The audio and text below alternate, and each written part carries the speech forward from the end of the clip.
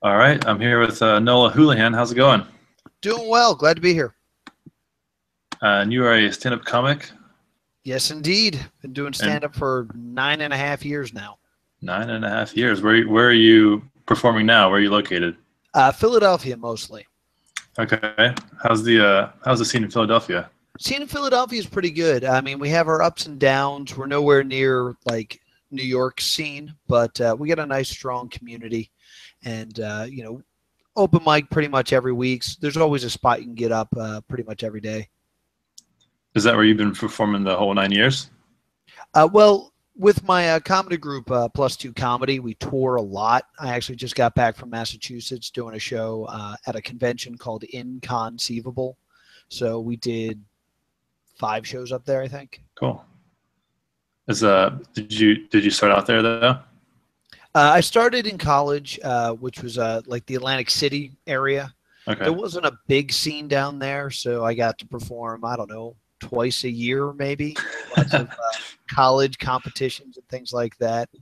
And so every year the college or the King of Campus Comedy competition would come around, and I would perform every year and consistently come in second, which is just a beautiful feeling. Oh yeah. But now you're performing with a group, you said? Yes, we're called Plus Two Comedy. It's me and my best friend Will Liam, and we met in college. And basically, we were big nerds, so we were trying to figure out, a way for people who actually understand what the hell we're talking about to see us. And we ended up just going to different comic book and anime conventions and doing jokes there. Are you performing together, or is it one of you Uh, goes and then the other? we were originally a trio, and the way we broke up the show, they would usually give us like an hour. So each of us would do 15 minutes, and then the final 15, we'd do a Q&A where they could ask us anything. So if they Uh-huh. wanted to talk to us about comedy, they could, or if they wanted to ask us who would win in a fight between Goku and Superman, they would do that. And very often we got that question.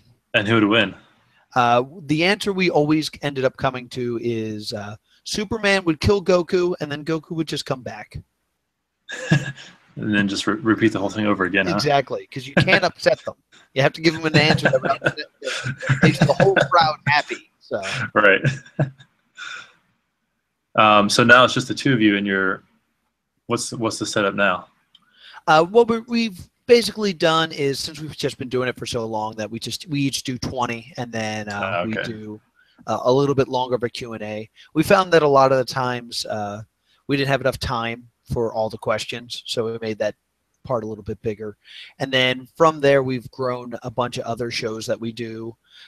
We do a show called Beyond the Tentacle, where we go into Japanese fetishes.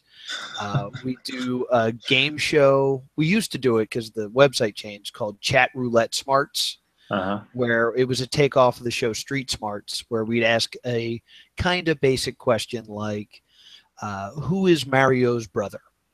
And then the contestants would have to figure out if the next person on Chat Roulette would get it right, get it wrong, or be masturbating. It was a Right. very difficult game. It's a pretty even odds, I feel like, on all three of Yeah, those. exactly. So are you booking shows yourself then, I guess, all over the place? Basically, Plus Two Comedy, we recently grew a secretary. So, yeah, so she is in charge of basically finding us all the conventions. It used to be just me, cold emailing everybody, but we're Yeah. getting to the point where the cons will actually contact us, which is wonderful. Wow. And then I also have another group for more straight comedy called High Note Humor. And we're based out of a little place in Haddonfield, but we're growing in size. We're going to have Sam Morrell coming in September 18th, so that's going to be a big show for us. Is this your full-time gig? It's not quite. I mean, like most stand-up comedians, I'm a teacher, so I teach during the day. I do Yeah. comedy at night. I mean, I would love to get to the point where I'm paying the bills with it, but unfortunately, that's just. Takes a It turns while. out nerds don't like to give money to me. It's like, I love you guys. You guys are so great, but I'm about to drop $120 on a statue.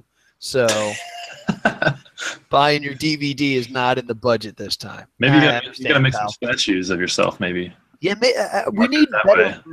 way. Someone said to me recently that we should make Plus Two Comedy sneakers. I was like, I don't know about that.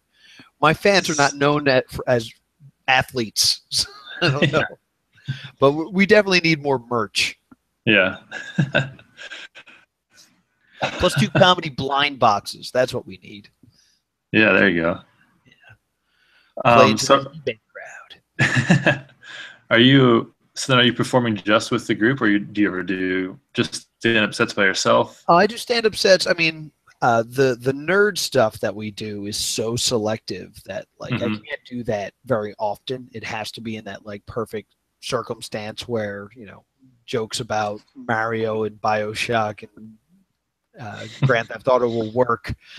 So usually I run an open mic every Wednesday in Haddonfield with the Oh, High Noon okay. Humor crowd. So that's usually where I get to work on my straight stand-up. And you're setting that show up and booking everybody, or I guess getting it Uh, all set.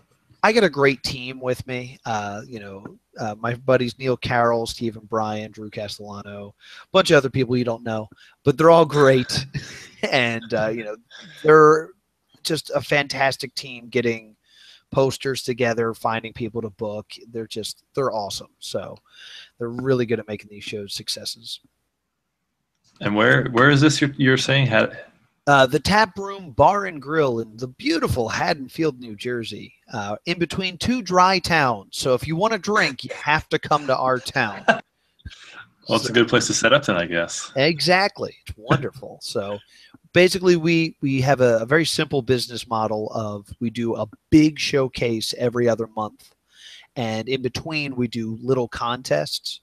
The last one we did was something called Comedy with a Curveball, where every comedian came up and before they did their set, they had to pick out of a bingo tumbler what they had to deal with. So we had people eating hot peppers before their set. One guy had to breathe helium before his set. So lots of just wacky stuff. Things that required waivers, which is always good for a comedy show. I like that. It's a new spin on the stand-up set. Yeah. Hopefully that'll turn into a web show, but Yeah. we'll see. I got to add editor to my skill set. So you said you first got started in doing this in college? Yes, yes. Actually, the Catch a Rising Star was doing a local competition, and it was something that I'd always wanted to try. So I just kind of skipped rehearsal that day because I was doing a show, and ran off and did that. And I won for the school, so they sent me to Catch a Rising Star in Atlantic City, and strong second place showing. What was it that got you to go up there and do it that first time? I mean, I've always wanted to do stand up. This is cheesy, so prepare yourself. But when I was very little, like 7 years old, I remember hearing my parents laugh, and I got up to see what they were watching. And they immediately freaked out and were like, "You can't watch this. Go back to bed. This is not for you." And I Well, no, remember of course you need to know what it is. exactly. So I remember looking at the screen and like taking a mental picture of what I saw, and I went back to bed. So years later, I was just going through all of our old VHS tapes. I was just like, yeah, let's see what's on all these weird blank tapes we have. And I threw one in, and it was that thing that I saw when I was 7. And it was Dennis Leary's No Cure for Cancer. Huh. And I remember just watching it, and I didn't understand everything as a kid. I didn't know what lewds were or anything like that. But I remember watching it being like, this guy's great. He's just alone on stage, and everybody loves him. I should do that. That's way better than Fireman, which is what I was betting on. Let's go with this plan. So ever since then, I had been obsessed with stand-up comedy. And, it was one of those things where I had no idea how to get started. Just I assumed one day someone would give me a bag of money and say, we're going to throw you on the television. I'll go But, talk for a while. yeah, exactly. I was like, oh, yeah, I can handle that. And then when this competition came along, it was like, oh, this is the opportunity. Hmm. So how much did you prepare for that then? It was one of those things where I always, even when I was real young, I kept a notebook on me. So like I had lots of like weird, insane jokes And then in college, I actually read through them. I was like, none of this works. What am I talking about here? But I did my first set. I did some weird joke about getting a magic eye tattoo, so people would like just come up to my stomach and their eyes would focus. It was really stupid, but it was good enough to win, I guess. Well, there you go. And then get you second place, though. Yeah, it was good enough for second place. Oh, actually, no, I remember the judge loved one really stupid joke I did. I had a cup from Target, like that you get like a fountain soda from. Mm-hmm. And I would always perform with it. And the joke was, you guys like my Target cup? I drink from it because what if I become really famous? Like I become Messiah. This will be the cup Indiana Jones is after. And for some reason, the judge loved it. And I remember him being like, that Target cup joke, it's gold. And then I proceeded to never tell it again, except for now. So this was an exclusive for you. Well, there we go. I love it. And then, so you just found these other friends in college that had the same interest as you and decided to start up a group together? Well, I went through a year without my buddy Will, and then Will showed up, and we just started hanging out, so I started getting him into comedy. And then the next year we did the King of Campus competition, and the host was a guy named TJ Del Reno. You might know him as the voice of Capri's son. He's the one that says, respect the pouch. That's TJ. And I dropped a Star Wars joke, and he loved it. And then the three of us kind of got together and had this idea of doing Transformers conventions. That was TJ's original plan. And I think he had the idea and then thought he'd never see us again. And then like a month later, I was like, so I'm applying to all these conventions. We'll see what happens. So it was the three of us for a while. TJ, unfortunately or fortunately, depending on which side of the things you're on, got really into voice acting. He ended up on Yu-Gi-Oh! And the new Grand Theft Auto game. So he wasn't able to tour with us anymore. So it became me and Will. I'm sorry, I just can't get over it. He's the voice of Capri's son. Yeah, he's the voice of Capri's son and the Super 8 sign, which I didn't know was a thing. Man, these are just the most random pulls I've ever heard of. Because I remember we had a show in Ohio for Anime Punch, and he had to fly in because he couldn't ride up with us because a contest winner won something through Super 8, and one of the prizes was getting to meet the voice of the Super 8 sign. He's like, I'm sorry, I'm contractually obligated to go shake somebody's hand. And then he had to fly out so we could do our anime show. The life of a comedian is always weird. I can't imagine just no disrespect or anything, but who is going to be excited about meeting the voice Yeah. I mean, of an inanimate hotel sign. Exactly. I mean, I've gotten drunk with the guy many times, and he's not that great. He's not a prize. TJ, I love you. He's not a prize. So you've been playing conventions all over the country then? Yeah. The furthest out we've gone is we went to C2E2 one year, which was in Chicago, which was that was an interesting show because usually they stick us in like a panel room. Conventions don't know how comedy works, so it's always like, oh, they're stand-up comedians. All they need to do is talk, so they just need a room. Like microphones are secondary. They don't need a mic stand. They don't need a stage. They just need a room full of people to talk out.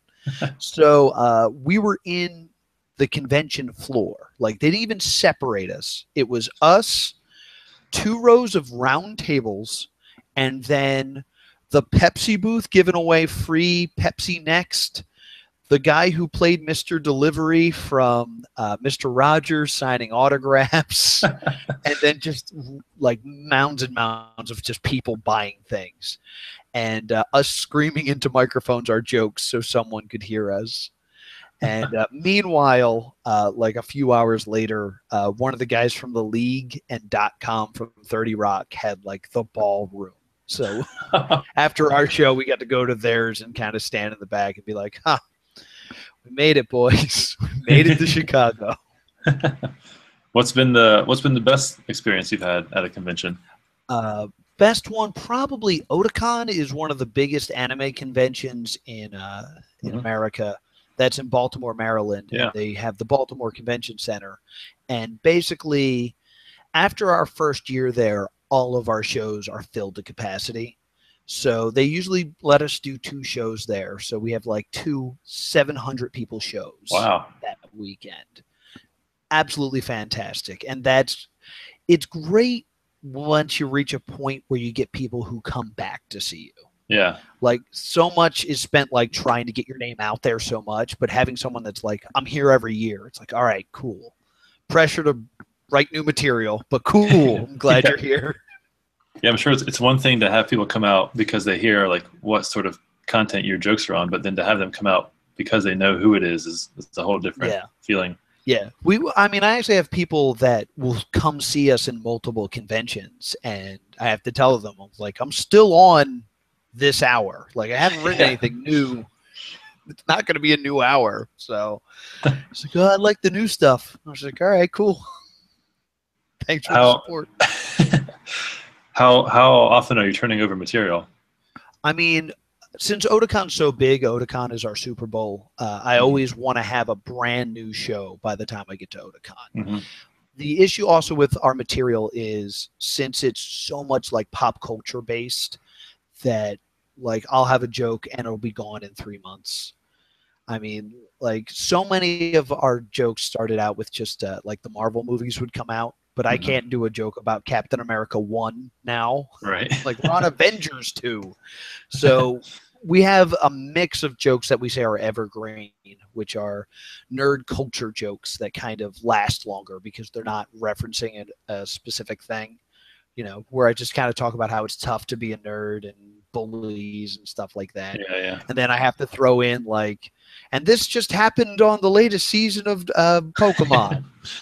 So it's a mix of that every year. So if I go to a different convention that's never seen me before, I can kind of fall back on my evergreens that I know that kill, right? And then sprinkle in what like is my pop culture stuff. So it's a weird balance. Hard to do callbacks.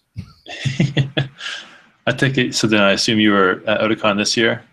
Yes, yeah, we did Otakon this year. We did a stand-up show, and we did our 5th Beyond the Tentacle show.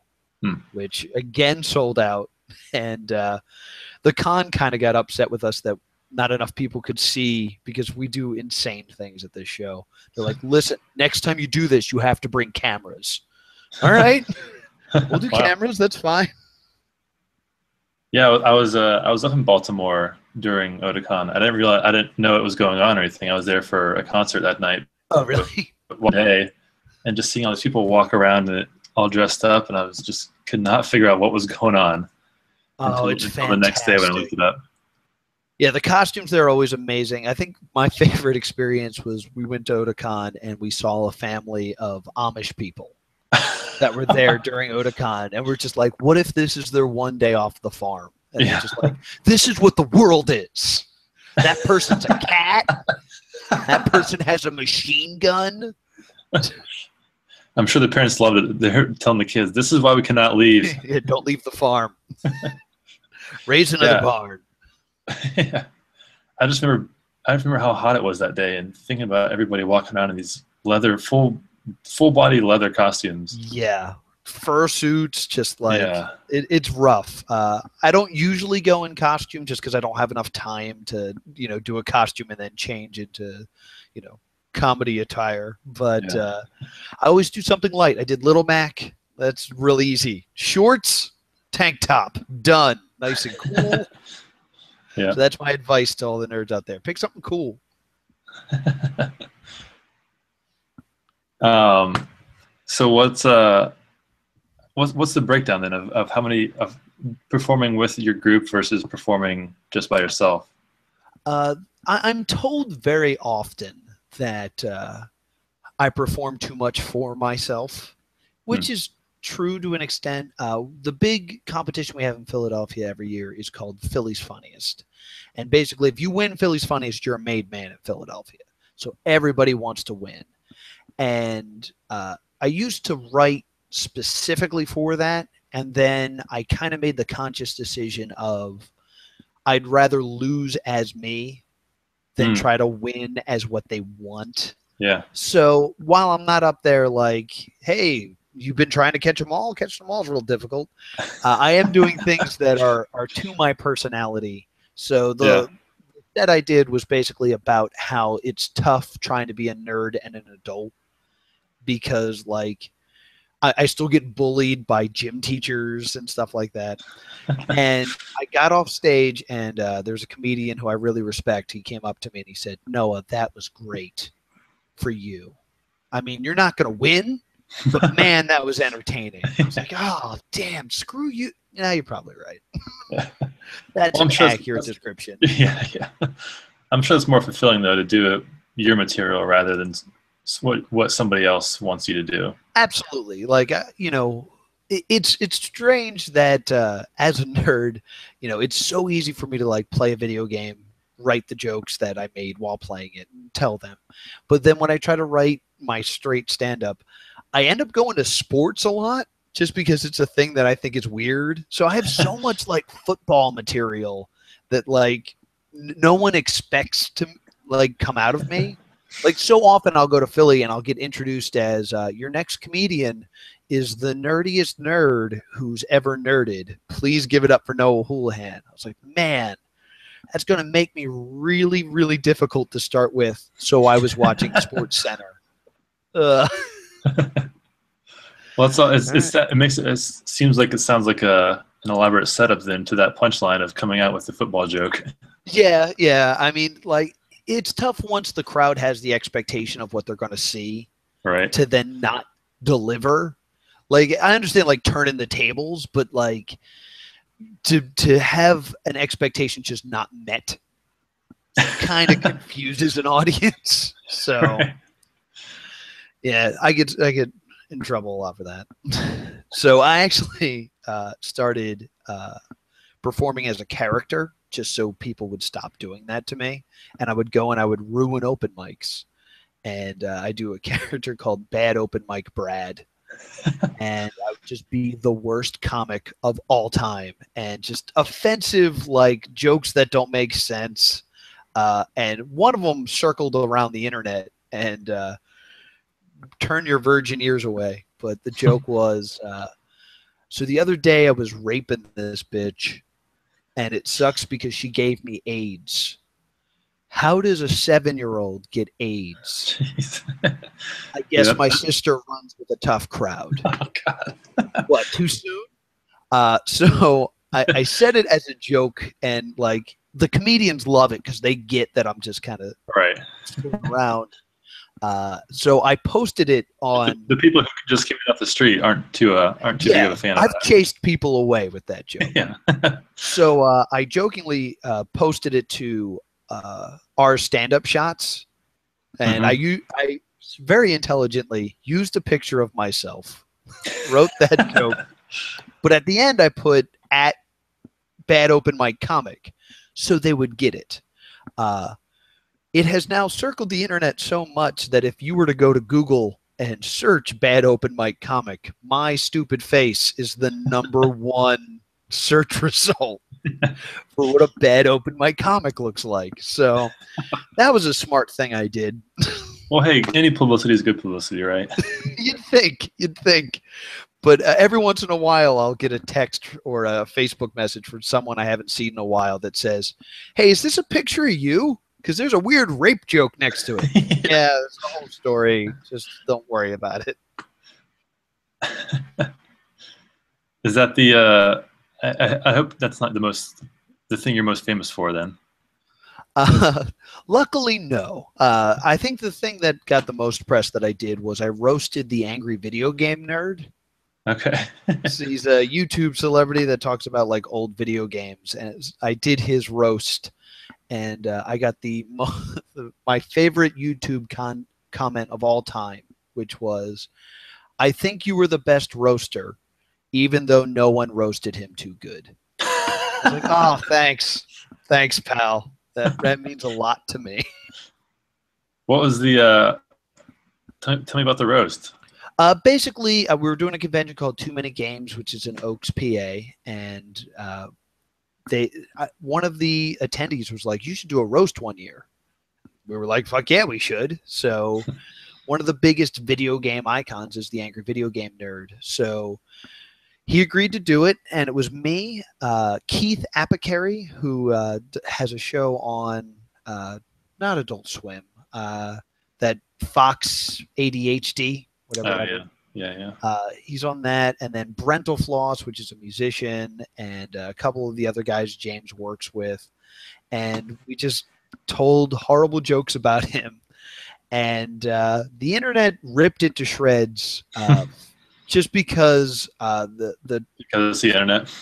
Because it's the internet, and also the channel it's on is called Silvermania, and they're all about feeding the trolls. Mm. So, like, if you go on there and say something, they will respond just angrily, just to get more and more comments.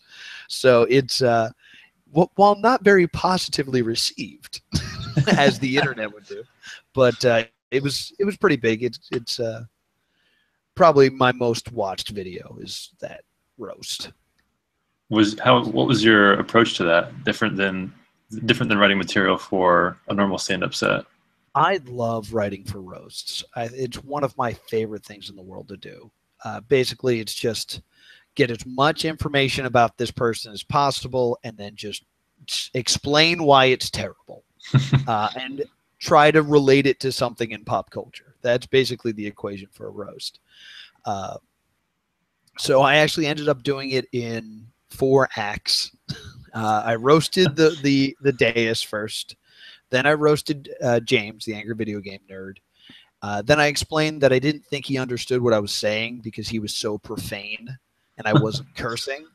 So I brought my buddy Will up as a translator. So he came up dressed as him. And I would just hit a joke, and then he would just swear belligerently into the microphone. And then at the end, I gave him presents. So that was my 4-act structure to a roast. You've done more roasts than just that one? Yeah, I've done a couple. I roasted a professional wrestler. I've roasted my buddy. Who was that? He's Rob Dimension is his name. He's more of a manager, and it was his birthday, so we did this big show. Since I'm also into professional wrestling, I tend to keep that under my hat, but we just started touring a new wrestling group, so I've been wrestling for a while as well. So that's fun. You're wrestling? Yes, I wrestle as the Blue Ice Climber from Super Smash Brothers. And I also wrestle as Giovanni, the most evil of the Pokemon gym leaders. And yeah, it's a lot of fun. Wrestling is a lot like stand-up comedy in terms of how it works. Like, just like stand-up, if you go to a wrestling show, there will be 3 other wrestlers around who are just kind of like, "Hey, can I also do this? Like, is there a spot for me? Can I do 5?" And just like all the politics is the same. Everyone's trying to get a few more minutes out of things. Right. Everyone gets pissed when they run the light. Like, it's a lot of the same dynamics. Just 2 more pins. 2 more pins. Yeah, come on. Let me kick out 3 more times. How this is all coming together for me now. How long have you been into wrestling? I started wrestling. When did I start? There's a big gap where I stopped wrestling, so it's like spotty. But I started wrestling when a buddy of mine got called up to the WWE for a tryout. So I started I drove him around, and we started like rolling around and stuff like that. So I became a referee for a while. Then I moved up to ring announcer. Then I was commentary, and then I was like, you know what? Let's do some bumps. So I've probably only wrestled like 4 matches at this point, but I got more coming up. Very cool. It's exciting every time.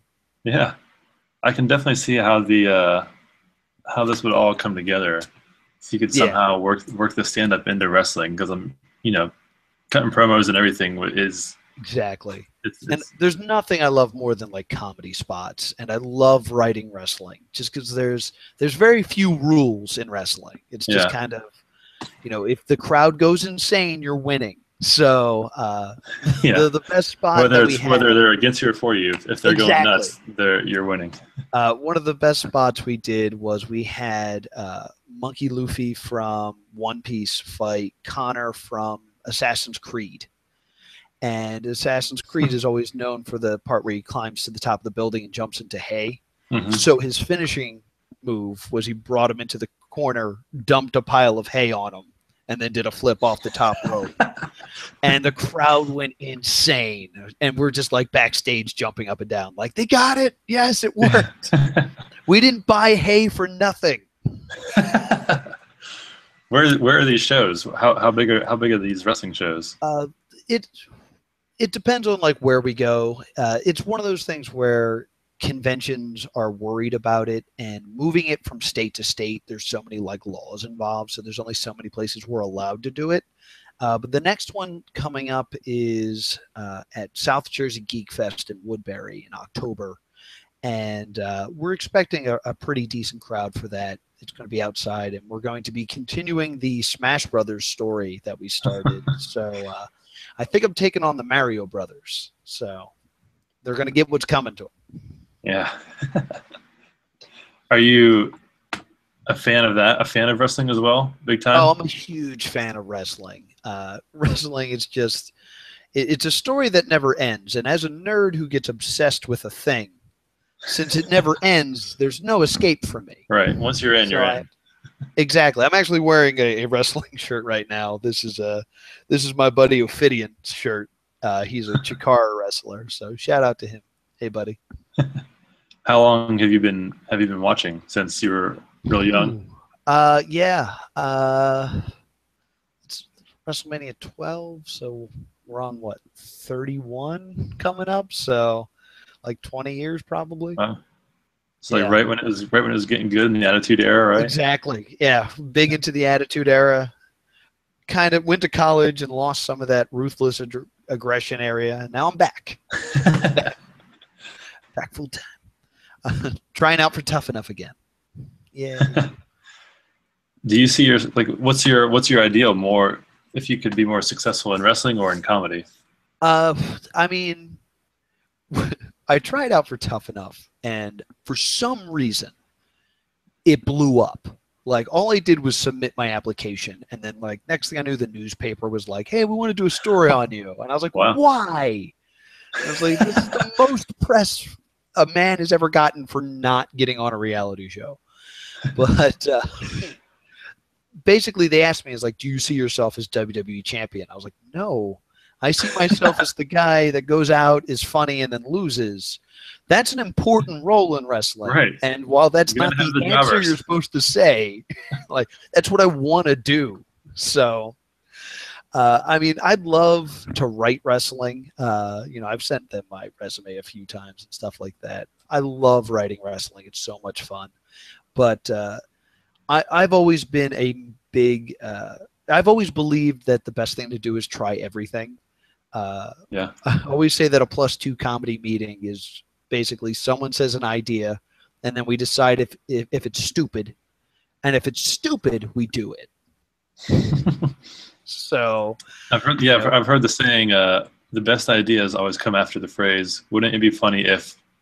Yes, exactly. That's how we came up with chat roulette. That's where we came up with the Beyond the Tentacle thing we did was basically a joke that we would tell where we were trying to come up with the worst panel ever. And then we submitted it as a joke. And then when it got accepted, we actually like panicked and was like, what did we say we would do? And we read the description we wrote, and it said, Beyond the Tentacle will take an insane look at Japanese fetishes and will feature contests, videos, and live demonstrations. And I was like, how the hell are we going to do a live demonstration of anything? Do you know a girl? No. So, like, we were forced to just try to create something insane, and that's exactly what we did. And now we have 5 of them. So there you go. yeah, and my computer is full of viruses. Yeah. What is it about wrestling that makes it so fun to write?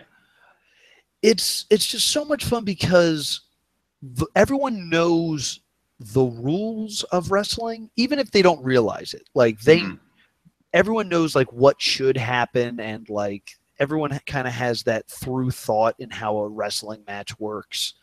And all you have to do is change a little thing, make a little tweak to make it just now extraordinary. It's so much fun. It's so impractical to make happen in reality. Like we had this great show that we were going to write where it was a tournament. You had a qualifying match, and then the last match was 5 people. And it was supposed to be a cage ladder match where everyone started on the outside of the ring, and then there was a ladder in the middle, and you had to get into the cage and climb up and grab the title. And we were going to build a cage with a door that was too small for a fat guy to get through. So he was going to take out everyone and then just get stuck. And like we had all these spots written, and then like the next day it's like, well, this guy can't make it, and you know we can't afford a cage, you know. So it's great just because there's no wrong answers in wrestling. Yeah, it's just like, hey, let's have them hit somebody with a dildo. Sure, hit him with a dildo.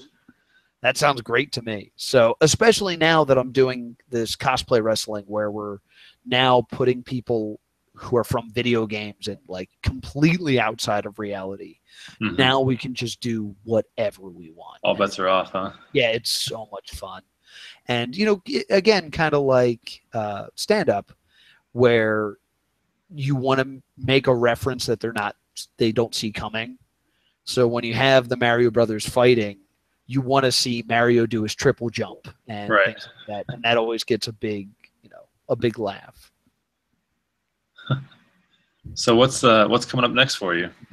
Coming up next, I'm working on a new web show. Hopefully the Kickstarter will be out soon. We are ripping off the Food Network show, Cutthroat Kitchen, and we're doing a show called Cutthroat Gaming, where we take 4 video gamers and we give them each $50, and they can use that money to sabotage their opponents and give them broken controllers or have to play the game upside down, things like that. So we're planning on filming the pilot for that sometime this month. Oh my God, it's already September. Yeah. So we're doing that. High Note Humor's doing an open mic every Wednesday at the Tap Room. We have Sam Morrell coming down on the 18th. And then we're working, I forget who our headliner is going to be in November. Possibly Joel from Mystery Science Theater 3000. But cool. Contracts are not signed, so I probably shouldn't even say that. And then with Plus 2, we're hitting South Jersey Geek Fest. I believe we're going to DerpyCon, which is in Morristown, New Jersey. Again, contracts not signed yet. And then we have KatoriCon back in Gloucester County College, or now it's Rowan University. I don't know. It's cool. Google it. KatoriCon. We're going to be there. It's going to be fun. And where can we follow you on Twitter? You can follow me at TV's Noah. You can also follow my alter ego at Bad Open Mic Comic. There's also at Plus 2 Comedy. You can also check out my podcast. It's the Plus 2 Comedy Podcast. We take a nerd, or not even a nerd. We take some sort of celebrity, whether it be a wrestler, a writer, an artist, and we basically try to bring out their inner nerd. So even if it's an athlete, or we had a great sideshow act come on, and we're like, so what are you reading? And, most of the time we get comic books, but they were reading like historical documentaries, but they were super nerdy about it. So we try to unleash everyone's inner nerd on the Plus 2 Comedy Podcast. Very cool. Yeah. Well, no, it's been a real pleasure, man. Yeah, I feel like I monopolized this conversation. I didn't ask you how you're here for. That's what you're here for. Well, thank you so much for having me on the show. You too, man. Thank you. Thank you. See ya. See ya.